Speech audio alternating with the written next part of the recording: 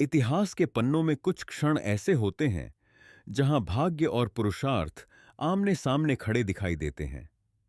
प्रतिशोध पूरा हो चुका है, पर राष्ट्र का भविष्य अभी शेष है।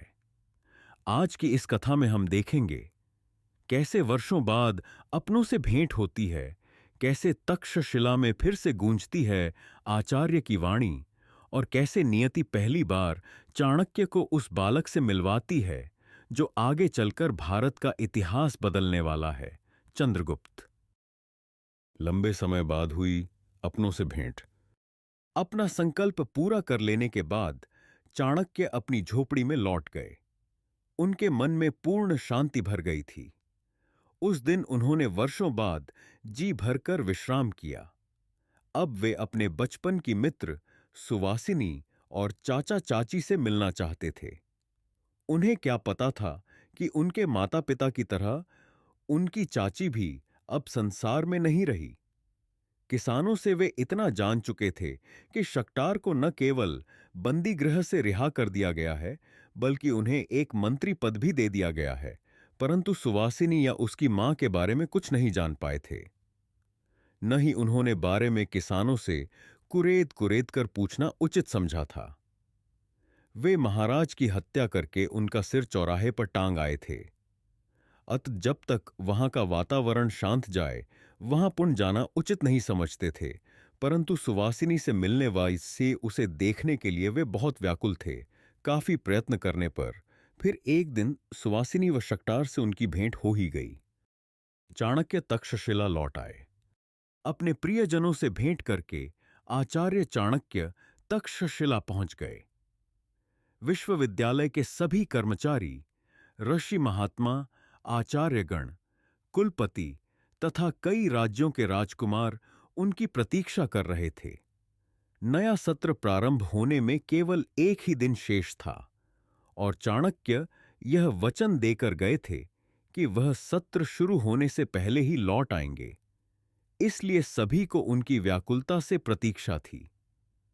तक्षशिला में एक भी व्यक्ति ऐसा नहीं था जिसे यह अनुमान हो कि आचार्य विष्णुगुप्त का जन्म स्थान कौन सा है, वे अवकाश लेकर कहां गए हैं तथा क्या कार्य सिद्ध करके लौटेंगे। चाणक्य प्राय कम बोलते थे, परंतु इस बार वे लौटे तो लगभग मौनव्रती होकर ही लौटे। कोई कैसे जान सकता था कि उनके मन में कैसी हलचल हो रही है, कुछ कर दिखाने की कैसी उत्कृष्ट इच्छा जन्म ले चुकी है। अगले ही दिन से उन्होंने अपना कार्यभार संभाल लिया तथा छात्रों को पूरी तन्मयता से शिक्षा देने लगे।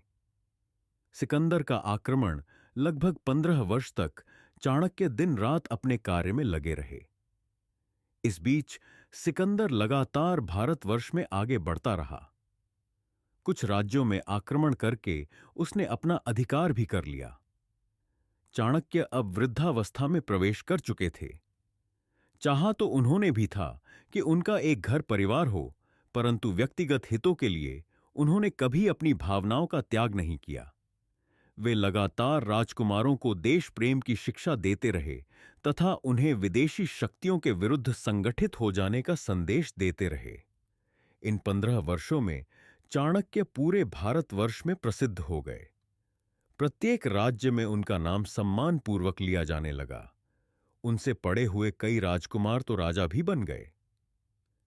एक दिन चाणक्य ने मगध जाने का विचार किया। वे अपने चाचा शक्टार व अपनी मित्र सुवासिनी से मिलना चाहते थे, अपनी जन्मभूमि की राजनैतिक स्थिति जानना चाहते थे। बालक चंद्रगुप्त से भेंट। एक दिन चाणक्य महल के पिछले भाग के निकट टहल रहे थे। राज्य की बदलती हुई स्थिति व खतरे की आशंका को वे अच्छी तरह से जान चुके थे। सुवासिनी का चेहरा अभी तक उन्हें दिखाई नहीं दिया था। एकाएक मार्ग की कंटीली घास उनके पैरों में चुभ गई तथा वहां से खून निकलने लगा। उन्हें क्रोध आ गया। उन्होंने उस मार्ग की सारी कंटीली घास को उखाड़ फेंकने का निर्णय ले लिया। वे तन्मयता से अपने इस कार्य में जुट गए। जब तक उन्होंने पूरी घास को उखड़ न लिया, अपने हाथों को नहीं रोका।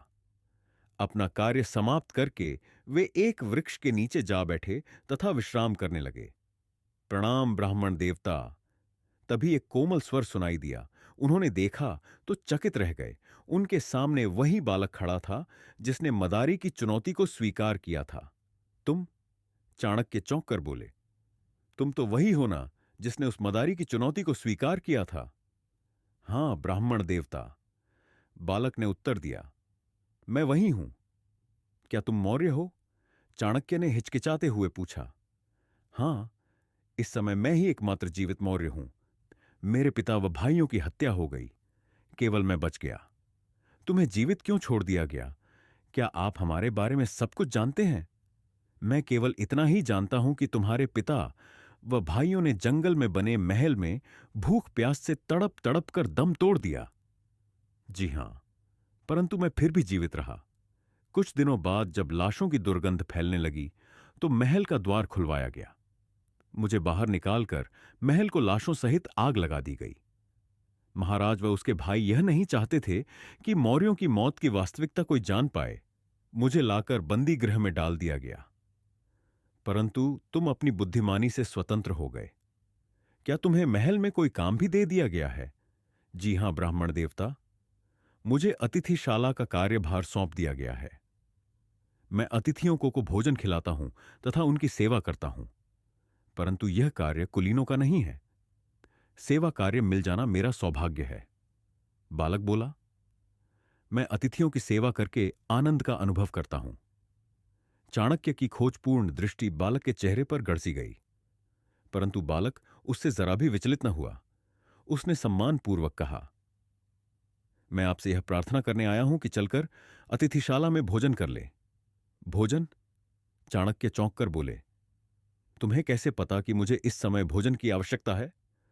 मैं सुबह से आपको देख रहा हूं, बालक ने कहा। आपने बिना रुके दोपहर तक लगातार कार्य किया है। आपने इस मार्ग की सारी कंटीली घास को उखाड़ फेंका है। क्या आपको भूख नहीं लगी होगी? कृपया मेरे साथ चले और भोजन करके मुझे कृतार्थ करे। चाणक्य ने बालक को निकट बुलाया, फिर उसके सिर पर आशीर्वाद का हाथ रखकर पूछा, तेरा नाम क्या है? मेरा नाम चंद्रगुप्त है, ब्राह्मण देवता, बालक ने उत्तर दिया। मैं अपने माता पिता का सबसे छोटा पुत्र हूं। परंतु तेरा भाग्य बहुत ऊंचा है पुत्र, चाणक्य ने कहा। ईश्वर ने चाहा तो तू राजा बनेगा। यदि आप जैसा कोई गुरु मिल गया तो अवश्य बन जाऊंगा। मेरे जैसा गुरु। आप धुन के पक्के हैं, ब्राह्मण देवता। आप जो करने की ठान लेते हैं उसे करके ही दम लेते हैं। यदि मैं राजा बनूंगा तो ऐसे ही गुरु की कृपा से बन पाऊंगा। अब आइए, आपको तेज भूख लगी होगी। चाणक्य प्रसन्नतापूर्वक उठ खड़े हुए तथा चंद्रगुप्त के साथ चल पड़े। कांटों से भरे मार्ग को जड़ से उखाड़ देने वाला ब्राह्मण और सेवा में आनंद खोजने वाला वह बालक, यह केवल एक भेंट नहीं थी, यह भविष्य के साम्राज्य की पहली दस्तक थी। एक गुरु जो राष्ट्र के लिए जीता था और एक शिष्य जो नियति से लड़कर खड़ा था। अगले भाग में देखिए कैसे यह गुरु शिष्य संबंध एक बिखरे हुए भारत को एक शक्तिशाली साम्राज्य में बदलने की दिशा में बढ़ता है। कथा जारी है।